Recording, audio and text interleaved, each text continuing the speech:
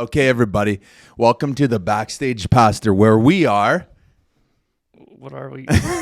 We're backstage. Oh yeah, I guess We are. We're Literally. we're literally backstage, and we are going to be ourselves today. Here's how I want to start, people.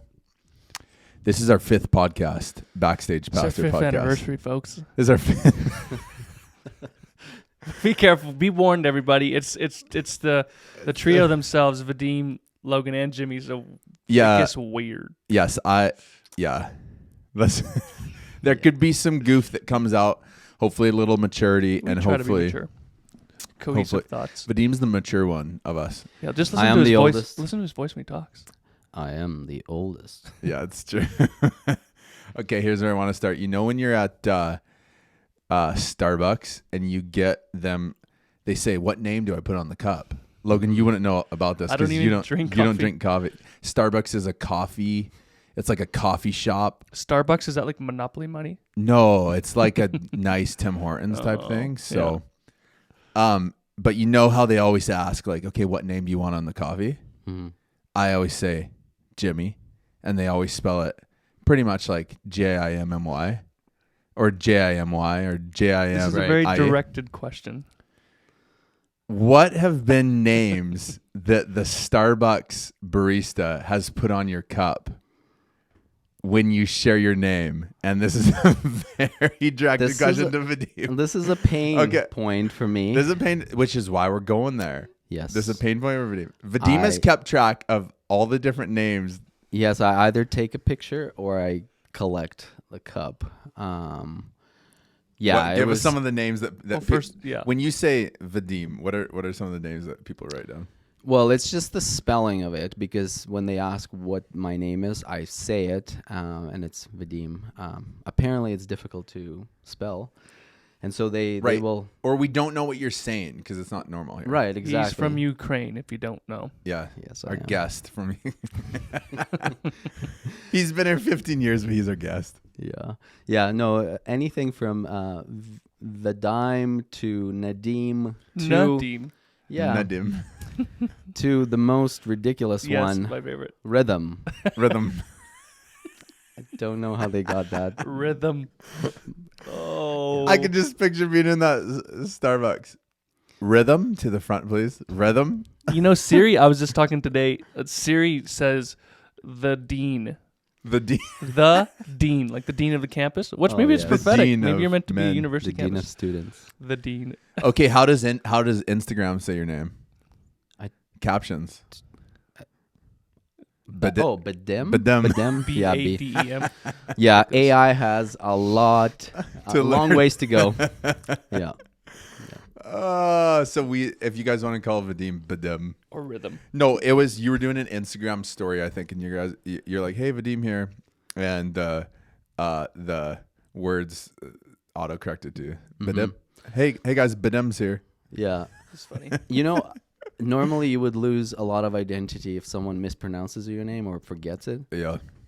I don't, mostly because I'm used to it, but also like I feel for people who have to Right. deal with my name.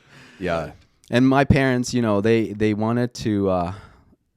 Anyway, they named me Vadim. I was supposed to be Yuri.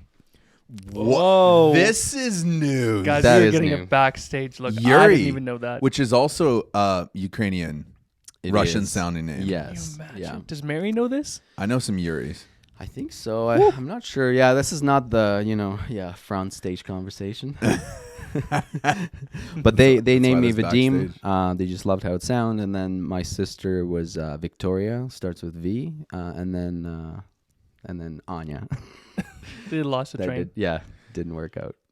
Your sister's name is Victoria? Yes. Vika. Oh, yeah. And you just call her Vika? Yeah. I didn't know that. That's a short. Wow. Yeah. Welcome to the Backstage, everybody, where we talk about names. Yeah. Okay, here's where I want to go with you boys. Yep. You men. We were just at conference, our district conference. PAOC, Pentecostal Assemblies of Canada, is our denomination. And it's always a bit eye-opening when you go to a conference like that. You realize, for better or worse, but you just realize like what you have. You get out of your little bubble. I mean, it's a saying like, get out of Dodge. When you get out of Dodge, when you get out of Fort St. John, when you get out of this town, you get just a different perspective, bigger perspective. It's like, oh, there's another world out there. Right. Yeah. There's people. There's people. There's trends different trends going on, clothing trends, music trends, whatever. That it's like we may be a part of, we may not. Teslas, which we had very much fun driving. Teslas. A new golf course too. Ooh. That was something for us. Let's not go down. It's like let's not talk about. It's like there's actually different. Golf is a thing throughout the world. It's not just a Taylor and Charlie Lake thing. Like other people actually play it, Right. and they're better than us. Yes. Yeah. But on that kind of golf, Yeah. I just have to say one thing about golf, and then we're gonna get to it. Okay, bear with me. This is not gonna be a super long podcast, everybody. Hole number 10 or 15 or maybe 17. Why 10? 7, 8, maybe 18. I think it was actually 18. It was, yes. The highway is right beside the tee. Terrible. It perfectly parallel to the fairway. And to make it worse, if you're a right-handed golfer, Which it we was on are. the right hand, meaning you slice into the highway. Yes, which a lot of people slice. They tell me. I don't know what that's like, but They tell me a lot of people slice. And so we're like, okay, well, let's just do 25% power. What could go wrong? We do not want to get a lawsuit on our hands. So I go pull up, and just amazing. Like I'm talking amazing. It was an amazing like 80-yard drive. And then Logan goes and he just smoke shows it. And beautiful slice. It literally curves out, lands on the freeway, and we're all just like looking in horror and awe. And we see this golf ball just bouncing like 30, 40 feet high down the freeway, just waiting for horns to honk, everything. And then to make matters worse, my second hit did the exact same thing. And I heard a trash can and then a cat, squeal. I just want to say my drive was was good on that one. Vadim did, but Vadim almost tipped a golf cart on that trip as well. Ooh, he actually did do a full donut. I didn't realize that. It was a good time, folks. It's that It's slippery. so wet. Okay, so getting out of Dodge sometimes, and just with all the other PAOC pastors, seeing what other churches are doing, what the Lord's doing in other churches, it just gives you an objective or fresh perspective on, who we are as a people, as a community, who we are as leaders, who we are as a church. Yeah, and how similar we are, yet how different. Yeah. Right? Yeah, for sure. And I think, well, I know, like we stayed in an Airbnb together, and there was a lot of processing each night around like, not like what we liked and didn't like, because to be honest, I think that's super immature. Like I didn't like the worship. I didn't like that speaker. Like you can always get something from it. Yeah. But I think the processing was more, helping us be more objective in what the Lord's doing at Evangel. And I'll just say this. We generally love it. We love what the Lord's doing. Obviously, there's things to work through and still hurts, and we're still people. But I think we were just all very grateful for the church that the Lord and you guys have placed us as leaders over. So one of those conversations that kind of got opened up was, I think I asked the question, how do you guys think we're stewarding what the Lord's doing? So, and then that just opened up into a conversation. What are we doing? Where do you feel like we're doing good? Where do you feel like we're failing? So that's where I'd love to go. I want to ask the question, just talk about a little as some of the leaders here at Evangel, and obviously there's lots more staff and volunteers and so many people that just are pouring into this community. But from your guys' perspective, two questions. Maybe I'll say it like this. What are some of your joy points as a leader? where do you think like we're doing well as a church or as leaders? Where are we hitting it out of the park? And this isn't a pride thing, just to pump our tires. But the second question is, where are we missing? What are some pain points for, or sad points for us, where it just feels like, man, we aren't there. We aren't doing a great job at this. This is a miss. Go there. Who wants to start? Vadim? Rhythm? Or Logan? You go. I'll go. Let's start with joy. Where do we feel like we're doing okay? Yeah. We were just before we started this podcast, Logan and I were chatting as you were getting your coffee. And I was just saying it would be good to bring some concrete examples. So maybe people who, been here that Sunday, they can kind of understand what we're talking about. Mm-hmm. So when I'm thinking of a joy moment for me, it was that Sunday when during worship, we felt the presence of the Lord so thick that we decided in the moment not to go anywhere, not to go to preach, because that's the natural thing that you do after worship, right? Yeah. The flow. Our flow at Evangel is, we have a call to worship, and then we have worship, couple songs, and then we have what we call transition, which is not what it means. Yeah, it's a person who takes the moment of worship moment and brings people into the preaching part of the sermon. Right. And then there's the sermon, right? And then there's ministry time. But something happened, and I'm not even sure if we know what happened, but we all felt that the presence of the Lord, that's how I can explain it. Mm-hmm. And we decided not to go to preaching. And to me, that was a joy moment. It was a scary moment, but kind of joy, because we're following the Spirit, which is what the leaders, which is what the people of God should be doing. Yes. What was scary about it? Scary? Scary. You're breaking the pattern first. This is not what normally you would do. One, and then you automatically think, what would people think? Because actually, I had a conversation with one guy who said, well, I came to church to hear the word. That was what was the whole point I was coming. And I'm like, oh man, he didn't get what he was looking for. Wow. That was my thought. Later on, I found out that he actually said, no, I actually got much more out of that, because the Lord encountered me in that moment of worship. Like, here was my expectation. Exactly. And I got the word, which by the way is Jesus. Yeah, and it came not through the element that we call preaching. It came through the moment of abiding in Jesus and worshiping him. It came through that. Right, yeah. Yeah. So you think we're doing that? Like, I think we're okay. I think we're paying attention, we're onto something. Paying attention to the moments that seem out of ordinary.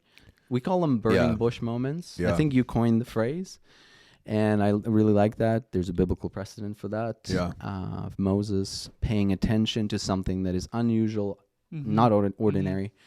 And I think we're doing a good job. There's obviously room for growth. In many areas, and sometimes we feel like we've missed it, but at least we know we missed something, right?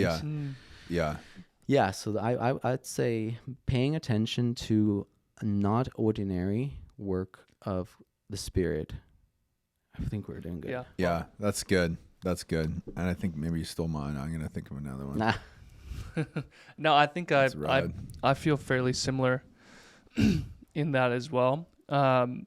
Probably the win for me is not necessarily the specifics of, which those are amazing too. I'm just changing it because Vadim took that one.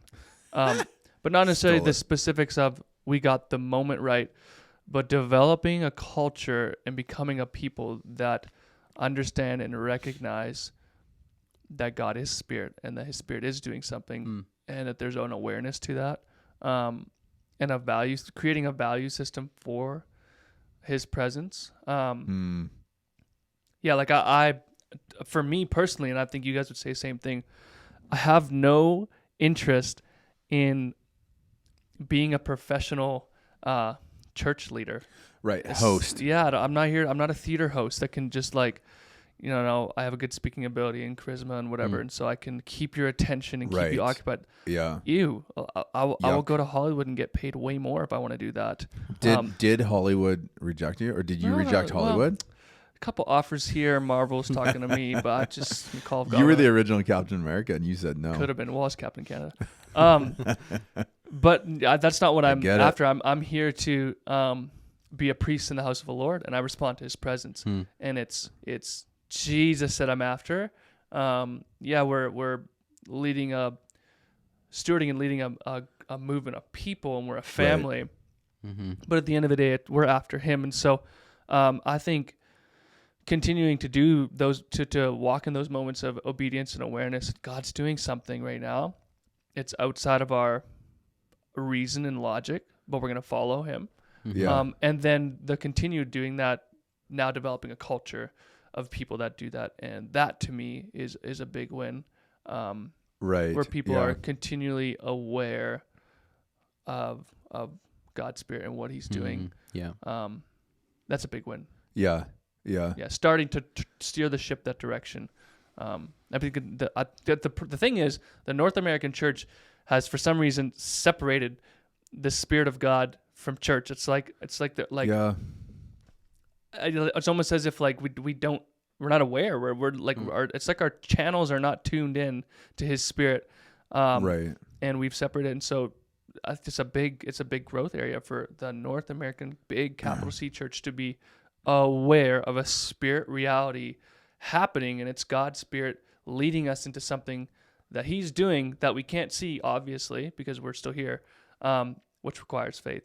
And it's a big learning curve, and we're on that journey, and that's fun. And the pressure to, like, we always talk about like professional and messy as those are opposites. I don't know if those are opposites. Obviously, we want to be excellent in whatever we do, but by professional, I don't know if that's even the best word, but like we're grasping at something that is like the theater or the entertainment community. Like that's not what the church is, and there's so much pressure. I cannot say this strong enough that there's so much pressure to be to cater to a consumer mentality. Now, obviously, everyone in this community are the people that we're called to. Like Tiana and I felt very strongly that the people who we want to overflow our cup into is the people of Evangel. That's who we're called to. That's who we're called to as leaders that have been placed here to serve our people. But the pressure is so high to perform, to make everything professional, to have a short church service because our attention spans are so short. We don't have patience. It's like, let's go for the hour. Let's go for 45 minutes. Let's just do one song. A song's just a warm up for the preach anyway. Let's just do one song. Like just that mentality. Ick, yuck, yucky. That is not who we are. Like to be professional and have everything look great, but to be hollow just sounds like hell to me. Like it's so empty. There's nothing in it. Yeah. That's not who the church is supposed to be. Like even we need to be excellent, but even competing for people's attention, know, in like it's not the church competing against Disneyland. Disneyland is going to win every single time. Like they have it down. They have boarded so much money. We're not, but the good news is we're not competing against that. There's something Jesus says, when you drink from me, you'll never thirst again. I'm actually the one that brings living water, and that's what we're after, is like this living water. And that doesn't mean we just, half-ass it. Can I say that on the podcast? Yeah, it's backstage. It is backstage. It's backstage. We can say that. For sure. We don't need to half-ass it. We still want to be excellent and do everything as unto the Lord and not just to men, and do our very, very best. But we're not competing against that. And the pressure is unreal to just have it all together. Look like the charismatic leader. Always be on. Like, just always know where you're going. Right. All those things. I think Jesus, like, I love that. That's a good point. What's happening for us should never be this mentality of competition, competing. It's interesting. Jesus didn't do this at all. He couldn't care less what the competition was doing or vying for people's attention. Later on in his life, his ministry, kind of near the end, where there's quite a few people following him, he goes on this whole rabbit trail about drink my blood, eat my flesh. Oh yeah. Jesus loses all of them. He loses his whole congregation essentially, 12. except for the 12, because they said, "Well, we don't really have anywhere else to go. We burned all our bridges." Essentially. Yeah, he says, "You too, Peter." Yeah. So, and I think, like, man, what would it look like for us as the people of God to not fall into that temptation to compete for attention and the best sound, the best, which we still want excellence, but that's not what we're after. We're after him. Right. Yeah. And he changes you. Like, he changes you. Mm-hmm. I think it was Jason Upton, worship leader. He was leading at Tehillah Monday over in Calgary there when I was there for school. And he said, all questions fade in his presence. Mm.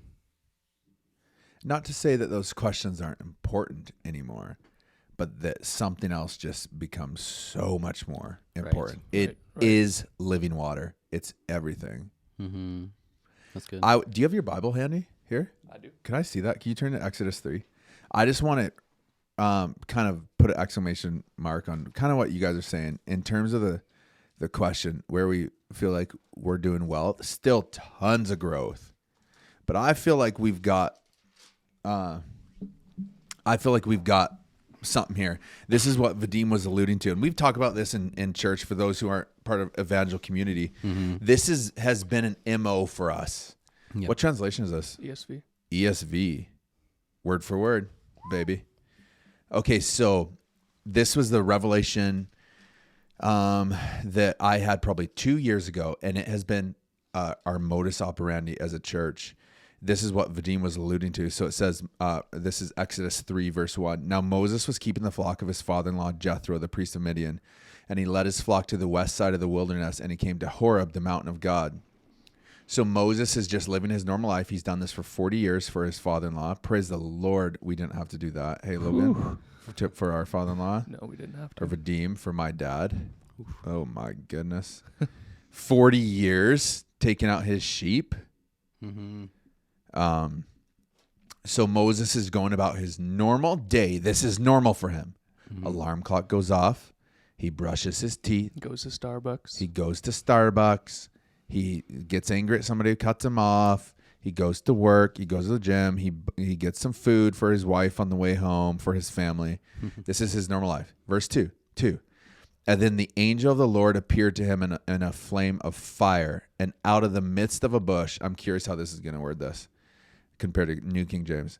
And out of the midst of a bush, he looked, and behold, the bush was burning, yet it was not consumed. Now, listen. And Moses said, I will now turn aside and see this great sight, why the bush is not burned. That's very important. Mm-hmm. What does that mean? That means that in our normal everyday life, we, like Moses, can actually make the decision to keep doing our normal life. And it's like, God, I'm on a crunch. Sorry, can't help that person. Can't talk to that homeless person. Can't share the love of Jesus with the cashier. Can't talk to this gym, share a prophetic word over this gym person. Yeah. I got to get somewhere. Moses decided to turn aside and see this great sight. Right. He made the choice. I'm going to pause on the sheep thing, and I'm going to turn aside. I think something's going on. And then verse 4 says, I think this actually words it better than mine, Logan. It says, when. Somebody say when. When. Such a preacher. Come on. Everybody said. Preaching backstage. Amen. Preaching backstage. Verse 4 says, when, which is important, the Lord saw that he had turned aside to see. Then God called him out of the bush and said, Moses, Moses. That's so powerful. Moses makes the decision to turn aside. And then when the Lord sees that he turns aside, then the action happens. Yeah. And so our question as a church has been, how many burning bush moments are we missing? Mm-hmm. How many do we miss on a Sunday morning? How many do we miss at the gym, at the grocery store, in the park? Yeah. Yeah. When we have a schedule, when we have the way we do things, a pattern, right? Like even talking about Sunday, right? Mm-hmm. Are we willing to break that without knowing? Like, is there anything on the other side? Sure. Yeah.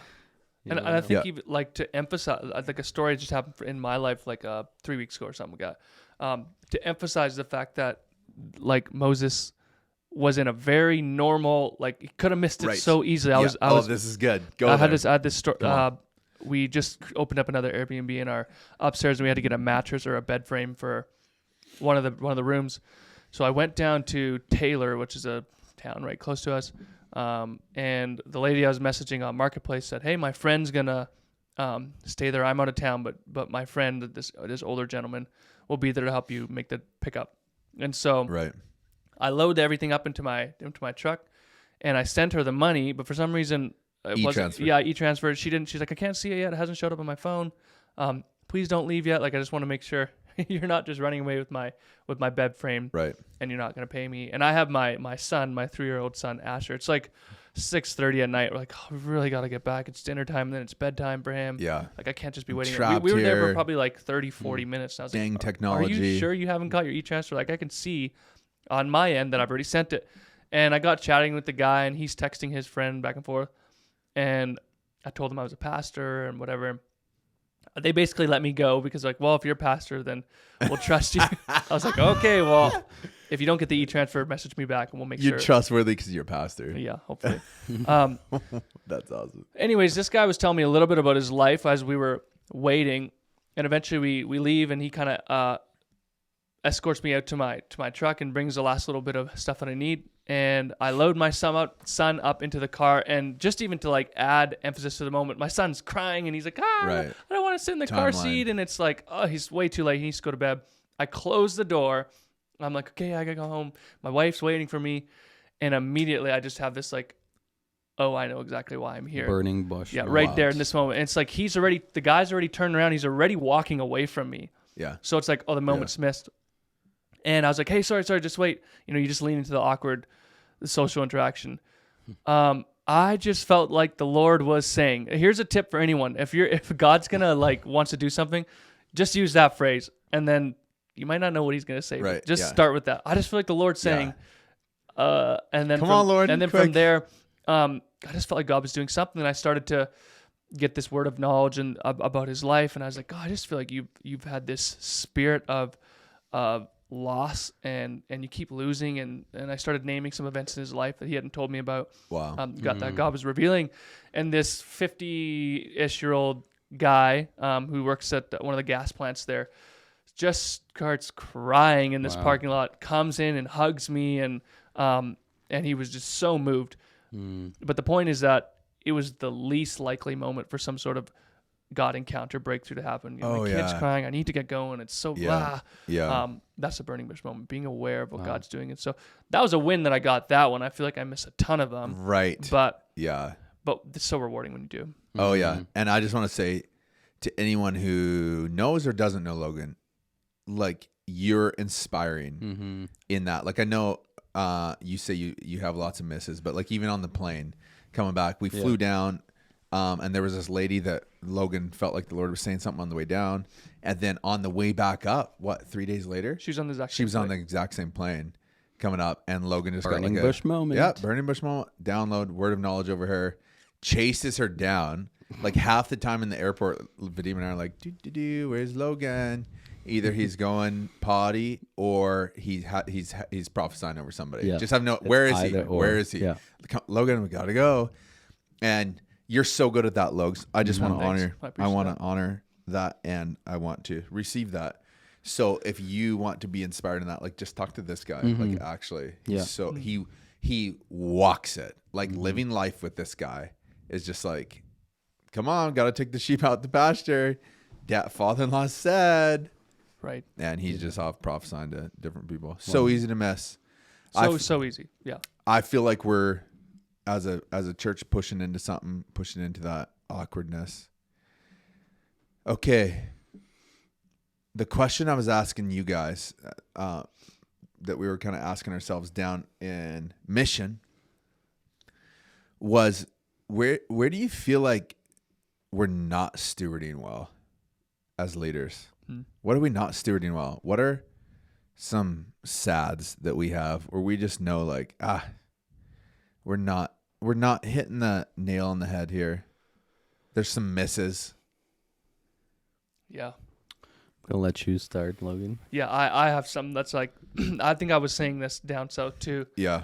And then even again, it's like, it's good for me to just articulate it right now, real time, because it's like I'm preaching to myself again, reminding myself. Yeah. I think for me, it's stewarding. I mean, it's a huge part of it. It's the exact same conversation for me around stewarding His presence, what God's doing, and where I feel like I'm missing it as a leader is at home.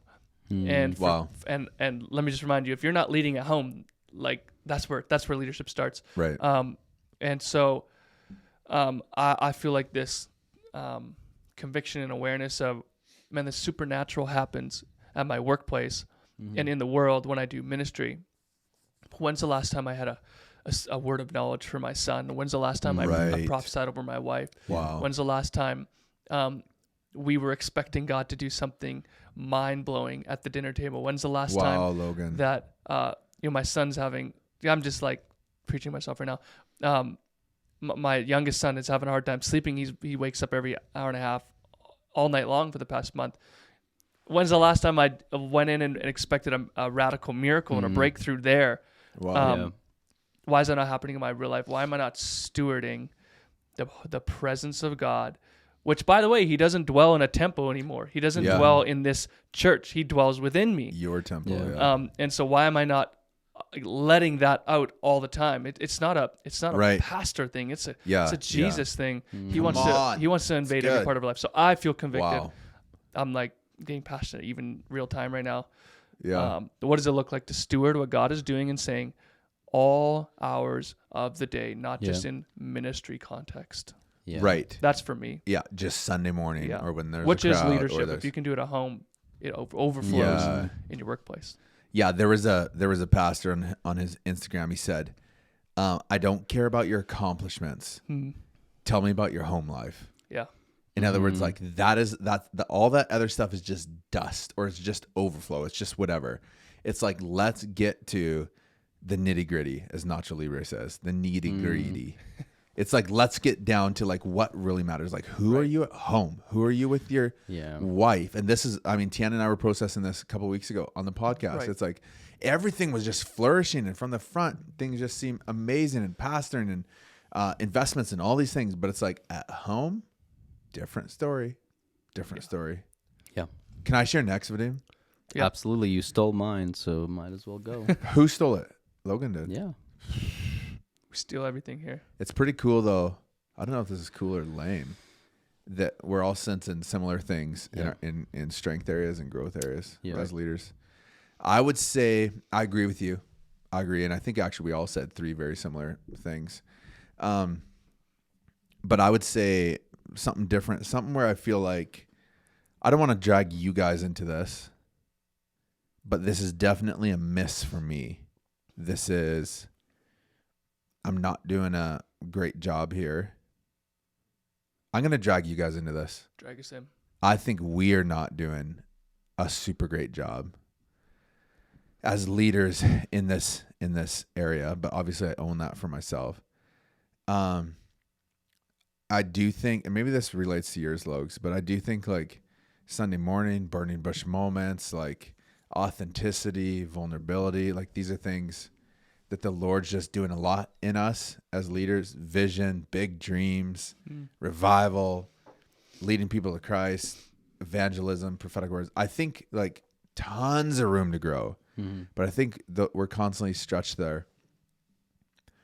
I'm very aware of the fact that it doesn't matter how much revival is happening, how many people are coming to the Lord, how many salvations and baptisms there are. Like, obviously that's the biggest miracle of all, is that somebody surrenders their life to the Lord. But none of that is enough as a community without like a deep connection to each other and vulnerability with each other. The two greatest commandments, I mean, there's one umbrella over both of them: love, like just love. And then it's love God, right? Yeah. And then the second one is love others. And so I think the miss for me is that, and I don't even want to like justify here. I want to be very careful not to justify, because I could go down the road of like life is just super busy. There's lots of us as a church. Of course, we're going to miss people. Of course, we missed you. There's lots of us. We miss lots of people. We're super busy. We're trying to, there's lots happening, but that doesn't negate the fact that this is still a miss, and that,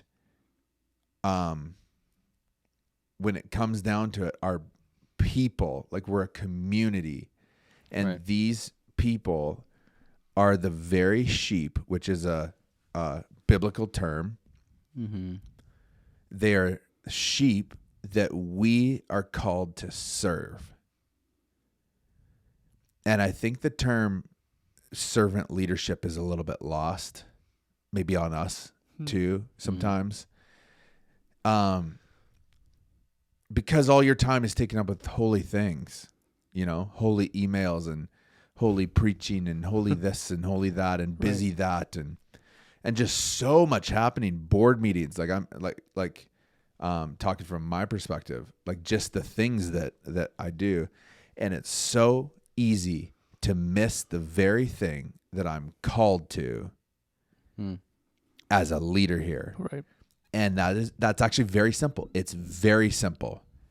Consistently find Jesus and bring your people to encounter him, to meet him, right? What is Jesus doing? Who is he? What's happening? And bring our people there. And it's super easy to, out of sheer busyness, forget that like we are called to the individual person first, right, over the podcast and over the Sunday morning and over the big event things that we do. So I think that's a huge miss for us as leaders, and I'm not fully certain what to do there. That's not just, I know for a fact it's not just a evangel thing. This is like a church thing. Like we're all trying to figure this out, and I think we're all not doing the greatest job at it. But consequences of that miss is loneliness. Yeah. Loneliness would be huge, where it's like, well, how can you be lonely when you come in here and you're with 300 other people and you're sitting right beside somebody else, and the Lord's moving and miracles happen. Don't feel known, don't feel seen. Yeah.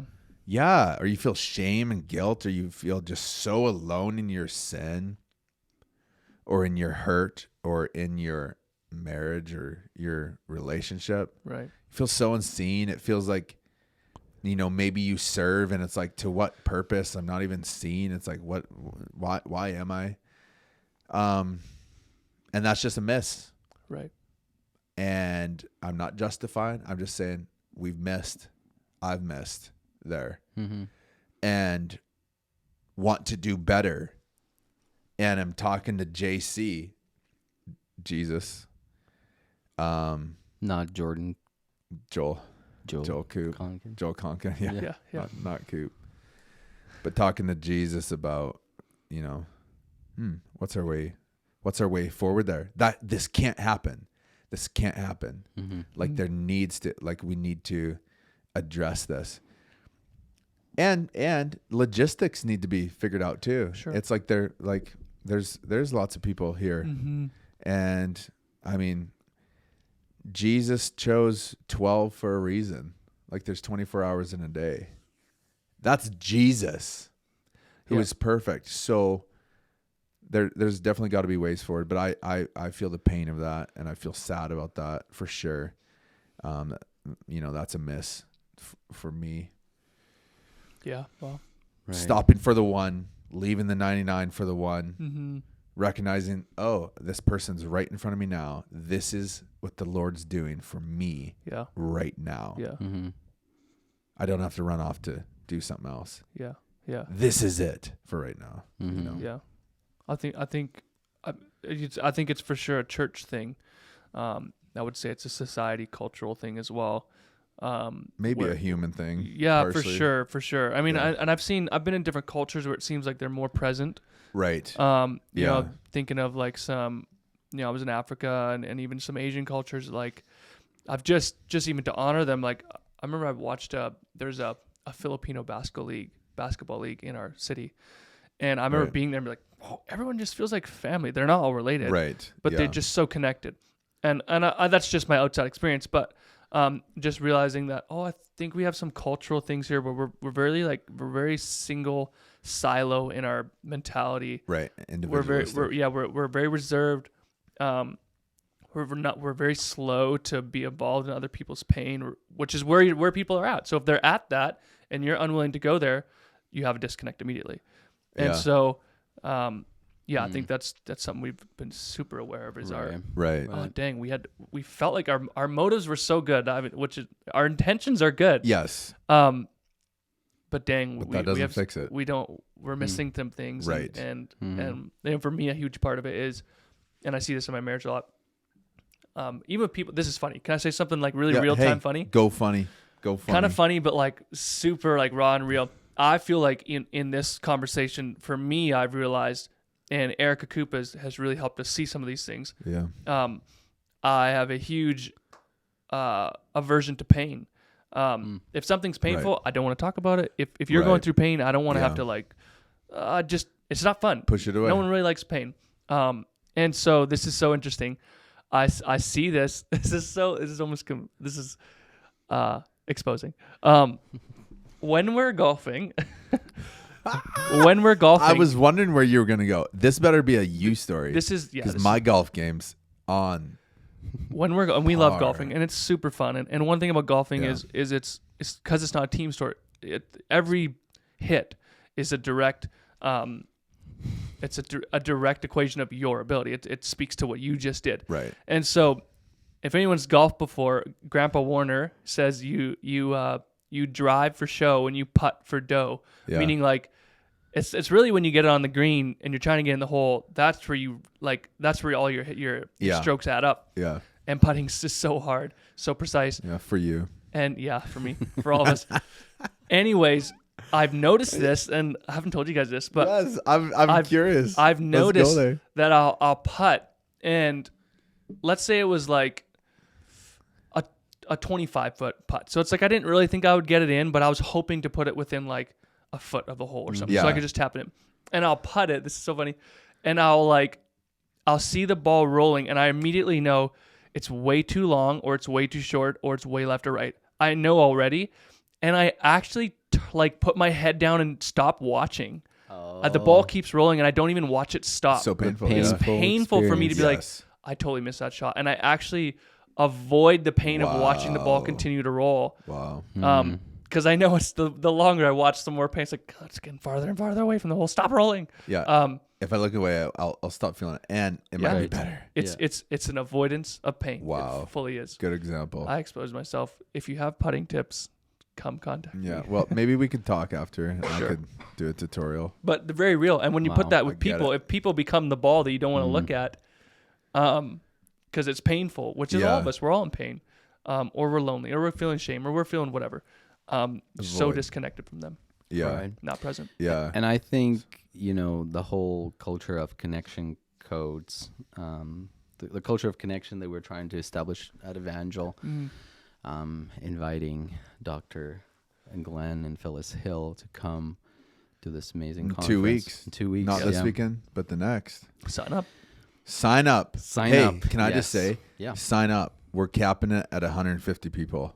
Yes. You need to sign up. You need to register. Yeah, November 7th and 8th. Yeah. Yeah. No, 8 and 9. November 8th and 9th. Asterisks. Let's get it right. 8 and 9. There we It's go. the Friday and Saturday. I think it's 8 and 9. Sorry, continue with it. Yeah, I was just gonna say, when we as leadership test drove the whole Connection Codes Foundation course, as married couples, as leaders, because we wanted to make sure that what we're offering people is worthy and is worth their time and is fruitful. So I don't know about you guys, but I'm sure it impacted you and it impacted us, Mary and I. And in our marriage, in our parenting, we're still trying to figure these things out. There's lots of pain in uncovering yourself. Like even you talking about your putting experience. Right. How the rolling ball causes pain. Now, probably telling that is probably also painful in some ways. Right, yeah. Yeah. So, but what I noticed is that as we were pushing ourselves into the pain areas, where we feel pain, whether it's leadership or marriage or relationships, we actually are able to identify pain within ourselves, but also see the pain in others. And so just going back to what you were talking about, when we think of people that I, as a pastor, miss, I miss their loneliness, I miss their, pain and hurt and all those experiences. Describe a miss for a second. A miss? I just realizing people who haven't taken Connection Codes. Yeah. So when let's say Logan is telling me a story about his pain experience, sure, I don't see it as pain. To me, it's like I almost like redirected to me like, oh, I don't feel that. Right. Because it's like, no, my putts are amazing. Yeah. You don't feel that. Yeah. So a miss. Erica and Jordan have helped us with this. A miss does not mean that it's somebody's fault. Even exactly, a miss is just a miss. Yeah. Oh, I missed that. I just missed that. I experienced pain there. Yeah, right. Yeah, and so I think what we're saying here now is that like, oh, we missed that. We missed the experience of another person that is maybe different from ours. Sure. Maybe not our experience, and maybe not our perspective. Right. Maybe I disagree with that. Yeah. But if I'm not connected to my own feelings and emotions, I'm not going to be able to see that. I'm going to actually miss that. But since the connection goes, I feel like we're better. Maybe I'm better at noticing. I'm not saying like I got it all, but at least I know how it feels because I've went there myself, and I'm like, oh, I want to see. I don't want to like avoid the feeling of pain in leadership. I want to actually feel it. I want to feel what it means to be a pastor who recognizes that he misses other people. Yeah. And, they go and they feel like lonely and they didn't get connected or whatever. And yeah. Right. Yeah. No, that's super good. Was that your answer to the question? What was the question? What's a sad for you? Where do you feel like you're missing as a leader? Well, I think Logan was talking about the home. Right. For me, yeah, that has been a painful area. Right. Just in comparison to what we experience on Sunday. When I love what we experience on Sundays. Right. I love the prophetic words. I love the miracles that happen. Yeah. I love the words of knowledge. I love the word that's getting preached. I love the atmosphere of hope. It is so difficult to foster that at home. I don't know. I don't know why. And it almost like I feel unqualified. I feel qualified as a pastor. Yes, I've went to Bible school. I have experience. I've married people. I've buried people. But like the home, it seems such an uncharted territory. Yeah. It's not something you talk about in Bible school. There's no course on how to raise your kids. Yeah, there's courses on like psychology, children's psychology and all that stuff. But when you are trying to establish a routine and a practice of devotions with your children in the morning, because I grew up in a home where it wasn't a thing. Right. But then you recognize that how important it is for kids to be exposed to the Word of God, and how important it is to pray together, learn how to pray in the family circle, worship together, all those things. Like thinking of worshiping together. We've been pushing ourselves to worship together. Right. As a family. As a family, just grabbing instruments and compiling a list that everyone loves, and just going there. And it's kind of, it's not awkward, but it can be clunky. Clunky. Even praying with spouse. I remember there was a time when like it's just awkward to pray with your spouse. But it's like, does it have to be that way? No, I don't think so. I think one of the big revelations that Evangel had, we recognized that the epicenter of God's kingdom is home. Yeah. And I think there's lots of work to be done there. Right. Yeah. No, that's super good. And convicting too. Right. Yeah. That's super good. Logan, what was that quote? Yeah, I was going to say, I think as soon as you were saying it, that's the Lord. Come on. I remember I was at ministry school and they were sending us all out. And Bill Johnson said, the light that shines the furthest, is this the one you're thinking of? I think so. The light that shines the furthest, which is what we all want. We want impact, we want whatever. It shines the brightest at home. Duh. But then applying that, the light that shines the furthest shines the brightest at home. And that should be our motto. I remember that was actually huge for us coming back at second year, and just feeling like, we're gonna be pouring into our, me and my wife, we're gonna be pouring into our, not our immediate family, I guess it'd be extended family now, into you guys and our parents and whatever. We're gonna be pouring into our, we're gonna pour into our home. Right. We want God to use us in big ways, but what does it look like for us to shine bright here first? Yeah. If I could say, I'm just thinking even now, and we're trying to keep this under an hour, so we should wrap it up here. Why do we share this? And why do we go here? Like, why are we sharing our where we feel like we're winning and our strengths? I mean, the truth is it's subjective too. I mean, maybe none of it's true. Maybe all of it's true. But it's like, that's what's happening for us. That's where we feel like we're missing. And maybe, in fact, for sure, we are missing on a whole ton of other fronts as well. Totally. For sure. And we pray that, as the Lord develops us as leaders and as we mature together, we go from drinking milk to eating a nice backstrap or tenderloin steak. More and more mature Christians, that we are yielded to the Holy Spirit and the work that he does in making us more and more like Jesus. Right. Mm-hmm. So we get that we have tons of growth areas. Sure. And so I would say, I guess maybe just wrapping up, and you guys can think if there's any kind of last tidbit of thing that you want to say, go there. As the Lord is sanctifying us, specifically us three, myself, you guys, as leaders, it is the pains. It feels almost hard to say this, because I don't want to set up people to and then we fail even more. Right. But I think I can say this. I just don't want to fail anyone. But we want to hear our people's pains. Right. And what's happening for you guys. Mm-hmm. Mm-hmm. And it's actually a big sad, and also feels like a miss when we don't hear that. Right. And when we don't know what's going on, or when, maybe people just assume we're too busy, or that we don't care, that we're stubborn. I think that there's been a culture that has been developed where we want to be, and we're growing in this, but we want to be a safe place as leaders. Right.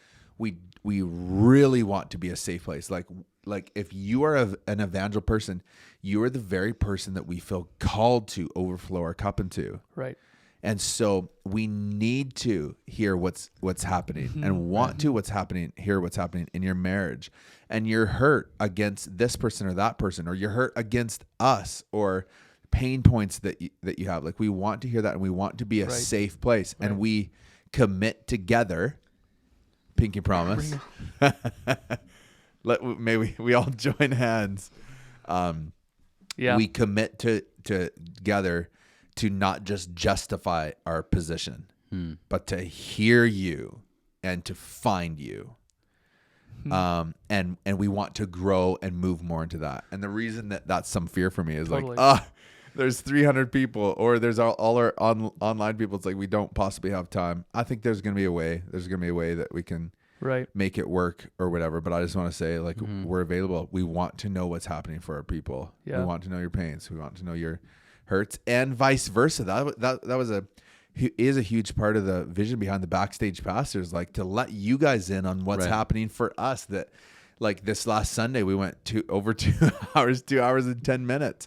It's like, it's already just crammed. Like, we could do 4 hours, or we could have a platform like this where we can share this kind of stuff and hear from you guys and hear, what's happening for us. But anything you guys want to say about that? Or I just think this is just rolling in my mind, and maybe it's just even for someone to hear that's listening to this for the first time, and we're talking about connection and hearing your pain and giving validation to what you're experiencing, so you don't feel alone. Right. I don't know why I just feel like I'm supposed to say this, but Jesus very much does, in fact, care about your emotion and your experience, your body, soul, and spirit. Right. Meaning your mind, will, and emotions are part of it. And I just had this story rolling in my mind where Jesus heals the blind guy, and everyone knows this story where he spits on the mud to heal his eyes. Right. How many know Jesus could have just spoke, "Be healed," then he would have been healed. Yeah.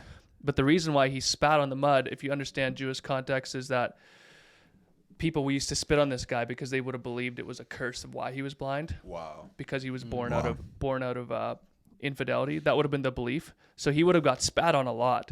So when Jesus spits on the mud to heal him, he's healing him emotionally of all the pain, the shame and the ridicule that he's been through. So God cares very much about that. And we want to follow that, and we want to be people that give value to what's happening to you on the inside as well. It's tons of fear, because it's a big, there's a lot of people, and we all experience a lot of things, but we want to be like Jesus, and we want to follow his ways. And we can't just say, like, we're a safe place. We're a safe place. We're only a safe place if you feel that we're a safe place. Right. Like, this is, on you, but we're just saying and making the commitment. We want to be a safe place, and we're growing in this. Yeah. We're on a journey. Want to, keep growing this. We want to know to use an old King James word, our parish, our people, our sheep, the people that our family, the people that we're running with. We want to know what's happening. Yeah. For you guys. That's awesome. I just want to, make a comment about what you were talking about, the connection, and just saying that communication always takes more than one person. It's a two-way street, right? And like you were saying, it's so good to hear and know what the other person feels. And also, for me, maybe this will sound selfish, but I would appreciate if others heard my pain and felt my pain. Right. Because there is. There is tons. I mean, it's interesting. Loneliness. It's interesting. I actually had some conversations where people think that because you're a pastor, you don't feel emotions. Like, you don't have emotions. You don't feel shame. We're all robots. Yeah. Or, things that normal people do, you don't.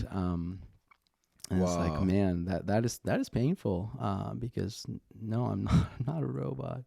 Optimist. I do feel like shame. I feel fear. And sometimes it feels like you're unqualified as a leader. Right. Totally. So anyway, just saying, I think if we can create a culture in our church where we learn how to communicate both ways, I think it'd be so valuable. Love it. And so healthy. Let's do this. Let's end this way. How far in are we? We need a clock. We're at least an hour. We do need a clock. Something. Hour. I would think.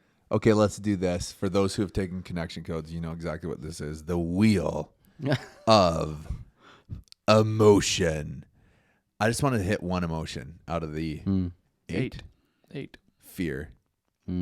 Let's share. Let's each share as a leader, maybe a fear that we have. And when we say fear, it's not like a fear that's like I'm bound by this and it's like it's all I can see, but it's like it's you know, it's a little bit like I find myself thinking about this, worrying about it, having to give this to the Lord a little bit. Yeah, that's good. But as leaders, it's like, we aren't optimists. The robot, which would be amazing. He might be a good pastor, the robot. The new Tesla robot. He has no emotions. Oh, it's not a bad idea. So would he be a good pastor, bad pastor? Probably bad. But you couldn't hurt him, I guess. But let's just share fear. Because I want to be vulnerable like that and share with our lovely people and anyone who's listening to this podcast. I'll start. Go for it. I feel some fear for this Sunday. I was hoping you would say that. Why? Because I just knew that was a real one. You thought I would do a fake one? No, I just knew that one was like a legit one. Real time. You thought I was going to do a fake one. Like I feel fear of spiders. that I'm scared of spiders. I feel fear in a process with these guys and with Tony, the last lead pastor here. We feel strongly like the Lord's asking us to switch to 2 services. Yeah. We feel strongly like he's asking us to prepare for rain and that he's the one that brings the rain. Yep. And so this Sunday, somebody's phone is ringing. Who is that? Is that you? And so this Sunday we're switching to 2 services. We're going from a 10 o'clock to a 9 o'clock and 11 o'clock. Yeah. I just feel some fear about that. I feel some worry about that. I find myself processing with you guys, processing with our staff team. Did we make the right decision? Is nobody going to show up? Are we going to lose a bunch of volunteers because of the workload of that? Yeah. That's asking a lot. All of a sudden the staff too, it's asking like it's that much more for us. Like now we're here at 6 a.m. instead of at 7 a.m. and now we're leaving at 2 p.m. instead of at 1 p.m. There's just a lot around that. Is nobody going to show up? Is it going to be packed? What's it going to be like? Is this a dumb move? Is this just a carnal move to get more people? So I feel as a leader some fear about that, but also feel confident that the Lord's asking us to do this. But it's something I'm thinking about. It's something I'm like, okay, Lord, turn my worry and fear into a prayer. Yeah. Well, that's good. What about you guys? Share a juicy one. Like leadership related, or it can be just life. Maybe in regards to leadership. Yeah. Okay. Yeah. Again, that's kind of like backstage leadership. I have fear. Again, it's not a crippling fear, but it's always on my mind. It's not controlling me, but it always kind of makes me think about how I'm doing. I have a fear of my kids not following the Lord when they grow up. Yeah. Yeah. Wow. That typical PK. Yeah. Dad was always busy. Yeah. The statistics are not in favor, Do you know the stats? I don't, but I've heard that. Right. Yeah. More than 50%. Yeah, for sure. Wow. Yeah, that's good. I feel... What do I feel? Well, this is one that just pops into my mind. I'm sure I have other ones similar to what Vadim is sharing. But if anyone's watched the movie Jesus Revolution, which I'm forgetting what his name is in real life, but the main guy. Yeah. Do you guys remember his name? No. I saw it. I think I saw it though. Yeah. Anyways, he moves in the power of God. What did you say? Lonnie. Yes, Lonnie. Whatever his last name is. Amazing man of God, even in our history, who just led the way for so much revival. But essentially, he walked in the power of God, the anointing of God. But his home life was a mess. Wow. Yeah. And I sometimes just have that fear that, like, even as it's such a desire of mine to walk in a great anointing and to watch the schemes of the enemy bow down to my feet as I uphold the authority of Jesus, right, and be a man of God in that way. That's my desire, that I would walk in power for the gospel, not just this like, idea of power, but real manifest power of God, that it would actually flow through me as I'm yielded to Jesus. But my home life says different, right? And holistic. and then watching the story of Lonnie in the movie, and this is true for a lot of revivalists. Their home life is a mess, right? And so sometimes I just have fear that like, I like that cannot be. I can't afford to have that. Right. So right. Minor. I don't know how much, just a small bit, but sometimes I'm just thinking of it. I'm aware of it. Yeah. Especially when I see my home life not quite lining up with my work life, my ministry. Right. Yeah. So that's for me. Good. Wow, guys. Thanks for being vulnerable. Kind of forced you into that one. Didn't tell you we were going there. Yep. Love it. It's who we want to be. That's the, huge purpose of the Backstage Pastor. We're going to wrap this bad boy up. This is episode 5 of The Backstage Pastor. You can find us on Spotify. You can find us on Apple Podcasts. You can find us on YouTube, Instagram, and Facebook. Amen. The Backstage Pastor. Okay. Love you guys. Love you guys. I think you guys are good leaders. Love you too. Talk soon. See ya.